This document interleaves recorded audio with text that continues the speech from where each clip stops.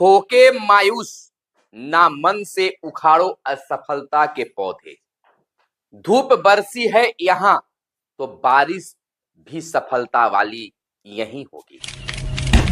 बिहार के नियोजित शिक्षकों को अब गदगद होना चाहिए, गुरुजी को गदगद हो जाना चाहिए, क्योंकि माननीय पटना हाई कोर्ट का जजमेंट आ गया है बिहार के नियोजित शिक्षकों को लेकर। खुशियां मनाइए और अब यह निर्णय करने का समय आ गया है कि आप नियोजित बनकर रहेंगे या विशिष्ट शिक्षक बनेंगे या फिर हेड टीचर बनकर प्राथमिक विद्यालय में जाइएगा। यह वह समय आ गया है जहां खुद के बदौलत खड़े होकर निर्णय लेने की जरूरत हो गई है कि हमें क्या करना चाहिए। भले ही आप एक विशिष्ट शिक्षक राज्यकर्मी कहलाइएगा, लेकिन और तो और नहीं 2 सालों तक आपको पश्चाताप करनी होगी। यह मैं नहीं, यह खुलकर बातें अब सामने आने लगी है। मैं अपनी बातें कुछ नहीं कहूंगा, जो भी बातें अब तक निकल कर आई है वह कहूंगा।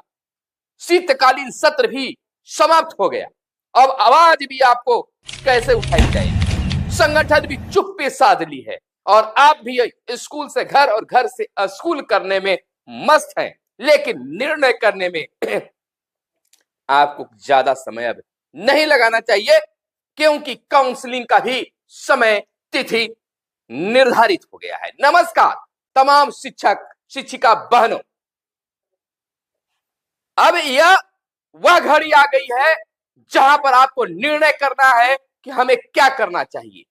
ना तो किसी के जबरिया ट्रांसफर से नाखुश या खुश होना है, या जबरिया ट्रांसफर ना लेना है, या जबरिया आपको विशिष्ट शिक्षक नहीं बनना है, या जबरिया नियोजित शिक्षक नहीं बनकर रहना है, या जबरिया हेड टीचर नहीं बनना है। आप अपना सोचिए, अंतरात्मा में झांकिए और खुद निर्णय लीजिए कि क्या है। लेकिन आज की परिस्थिति और स्थिति क्या है, उस पर हम आज चर्चा करेंगे और तमाम चीजों पर हम आपको बताएंगे। उसके बाद आप निर्णय लीजिएगा, आप गलत हैं, संगठन गलत है, विभाग गलत है, या कौन गलत है।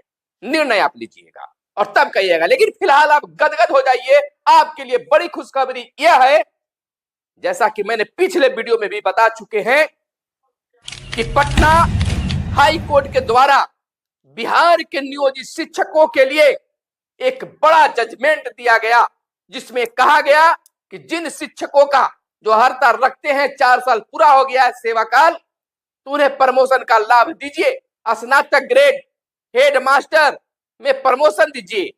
उन्होंने इस जजमेंट में 2020 नियमावली पर यह जजमेंट दिया है और कहा है कि आप अपने ही नियमावली से पीछे हट रहे हो, क्यों नहीं इनको दिया गया। और औरंगाबाद के डीडीसी को आदेश दिया गया कि आप प्रमोशन करके हमें रिपोर्ट दें। औरंगाबाद डीडीसी को इसलिए कहा गया क्योंकि औरंगाबाद के शिक्षक इंद्रजीत कुमार जो हैं, वह पटना हाई कोर्ट में गए थे और उससे पहले पटना हाई कोर्ट में जाने से पहले डीडीसी को आवेदन किया था, लेकिन वहां से कोई स्टेप नहीं लिया गया, इसीलिए डीडीसी को आदेश दिया गया है। हालांकि एक जजमेंट आ जाता है उसके बाद सब पर लागू होता है, अगर नहीं लागू होता है तो फिर एक सामूहिक देना पड़ेगा। लेकिन अब आपको प्रमोशन भी मिलेगा और तमाम लाभ मिलेगी, क्योंकि आप सक्षमता पास कर गए हैं। और सरकार का यही कहना था, बिहार के मुख्यमंत्री नीतीश कुमार ने भी अभी जब नियुक्ति पत्र सक्षमता पास शिक्षकों को दे रहे तो उस समय भी कहा कि मामूली सी परीक्षा देकर सक्षमता पास कर दीजिए। आप भी कर गए हैं और अपने साथियों को भी कहिए कि सक्षमता परीक्षा दे दीजिए। अब यह कोई जरूरी नहीं है कि हम विशिष्ट शिक्षक बने, आपको राज्यकर्मी देना है। अरे भैया, आप राज्यकर्मी नहीं दे रहे हैं, क्या दे रहे हैं? ना वेतन बढ़ रहा है, ना कुछ बन रहा है। निर्णय करना होगा कि आप नियोजित, विशिष्ट या क्या कुछ कहिए। मांग कीजिए एक सरकार से कि हमें विशिष्ट शिक्षक मंजूर नहीं है। अगर आप सचमुच में राज्यकर्मी बनाना चाहते हैं तो एक क्या बनाकर रख दी है, नियोजित, विशिष्ट, सहायक अध्यापक। हमें बनाइए सहायक शिक्षक, मंजूर रहेगा हमें। हम विशिष्ट शिक्षक नहीं, सहायक शिक्षक बनेंगे। सहायक शिक्षक, सहायक शिक्षक, सहायक शिक्षक। आखिर नाम बदलकर क्या षड्यंत्र रच रही है बिहार सरकार या शिक्षा विभाग। सहायक शिक्षक करने में क्या है घाटा? बहुत बड़ी घाटा है सरकार को। वो आपको कभी सहायक शिक्षक नहीं बनाएगी। सभी पुराने पद को मृत कर दिया गया है। आपको अगर सहायक शिक्षक बना दिया जाए तो उन्हें 9300 वाला वेतनमान देना ही होगा, देना ही होगा, देना ही होगा। इसलिए इसमें बड़ी राज है और इस समय की स्थिति जो है बिल्कुल गड़बड़ हो गया है। बिल्कुल अब शीतकालीन सत्र में यह पूर्णतः जिक्र हो गया है कि आप बीपीएससी से बहाल शिक्षकों से नियोजित शिक्षक जूनियर होंगे। और यह तो आप खुद जान गए हैं कि जब नियोजित शिक्षक से हम विशिष्ट शिक्षक बनेंगे तो ऐसा भी हम बीपीएससी से शिक्षकों से जूनियर होंगे, क्योंकि हमारी बहाली नहीं होगी, हमें नियोजित शिक्षक से रिजाइन मारकर वहां जाना होगा। यह बिल्कुल सही बात है, आप समझ चुके होंगे। अब यहां पर बस 2-4 दिन के अंदर में आपको निर्णय लेना होगा, इसलिए कि 23 से 31 दिसंबर तक सक्षमता, जो दूसरा सक्षमता परीक्षा हुआ सक्षमता 2, उनके लिए काउंसलिंग होगी और हेड टीचर जो हैं उनको 9 तारीख से 13 दिसंबर तक काउंसलिंग होगी।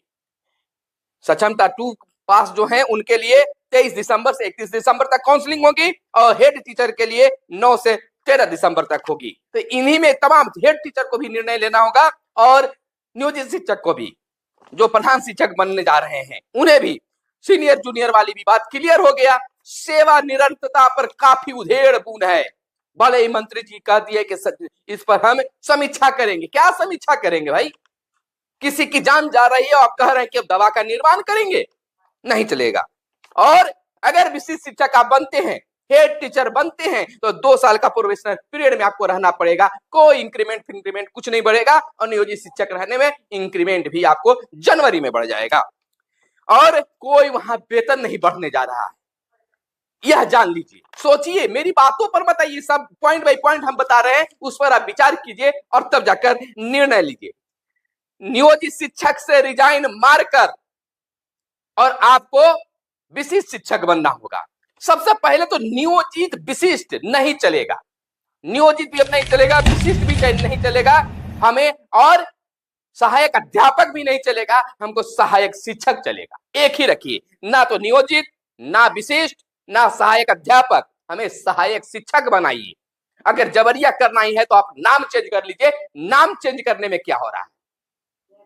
आज के समय में पुराने पुराने शहर के नाम बदल दिए जा रहे हैं और शिक्षक को कई कैटेगरिया में बांट दिया गया। और वो अभी शिक्षक को, जो एक शिक्षक खाली कहा जाता है, उस नाम को रखने में आपको क्या तकलीफ हो रही है? एक तमाम रूप से इस कमेंट में सभी शिक्षक रही है कि हमें चाहिए विशिष्ट नहीं सहायक शिक्षक। विशिष्ट लिखिए सभी कमेंट में, विशिष्ट नहीं सहायक शिक्षक, विशिष्ट नहीं सहायक शिक्षक। एक एक शिक्षक 10-10 कमेंट कीजिए, तब जाकर यह वीडियो वायरल होगी। और वीडियो को खूब वायरल कीजिए उस कमेंट के साथ, तब सरकार तक ये बात पहुंचेगी कि शिक्षक की मांग अब क्या है। क्यों नहीं चाहती है बिहार सरकार सहायक शिक्षक नियोजित शिक्षकों को कहने के लिए? आप बीपीएससी सवाल शिक्षकों को, सहायक अध्यापक, उनके साथ भी खेला हो गया, उनको भी छला जा रहा है। उनको सहायक शिक्षक क्यों नहीं रखा गया? कहीं नहीं कहीं होठ है, लोगों में इस तरह से उधेड़बुन पैदा की जा रही है। एक ही स्कूल में पढ़ाने वाले शिक्षकों में विविधता पैदा किया जा रहा है, लिंग भेद पैदा करने की कोशिश किया जा रहा है।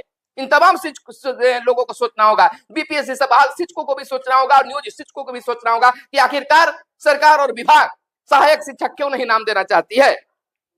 हाई कोर्ट से जीत हुई है और हाई कोर्ट में जब और लोग रीड करेंगे और इस बात को लाइए कि सहायक शिक्षक क्यों नहीं। जब हम राजकर्मी बन गए हैं तो विशिष्ट, नियोजित, विशिष्ट, प्रखंड शिक्षक, पंचायत शिक्षक के बाद फिर विशिष्ट, हमें सहायक शिक्षक दीजिए। इस बात को उठाइए। हालांकि गुरुजी को खुद गदगद हो जाना चाहिए। बहुत बड़ी खुशखबरी पटना हाईकोर्ट से मिला है और इसकी जीत का जश्न मनाइए, लेकिन जश्न के साथ साथ निर्णय लीजिए कि आपको क्या रहना है। आपने गलती की है, संगठन की बात नहीं मानी है, संगठन आज मौन धारण किए हुए है। एकाध दो संगठन माध्यमिक शिक्षक संघ वाले आवाज उठा रहे हैं, लेकिन आपका जो संगठन है प्रारंभिक शिक्षकों का, उनके द्वारा मौन धारण किए जा रहे हैं। केवल सोशल मीडिया पर आवाज उठाई जा रही है, कोर्ट तक बातें कर रहे हैं, लेकिन अब आपके कारण, क्योंकि उस वक्त वो सही निर्णय ले रहे थे या गलत, संघ के साथ रहना चाहिए था, आपने नहीं रहा। इसका कारण है कि वो मौन धारण किए हुए हैं। बहुत सारे शिक्षक संगठन के जो नेतृत्व करता है अन्यंत्र काम में लगे हुए हैं, आप जानते हैं। खैर उनका भी अपनी जिंदगी है, जीना है। फिलहाल आप निर्णय लीजिए, क्योंकि गलती किए हैं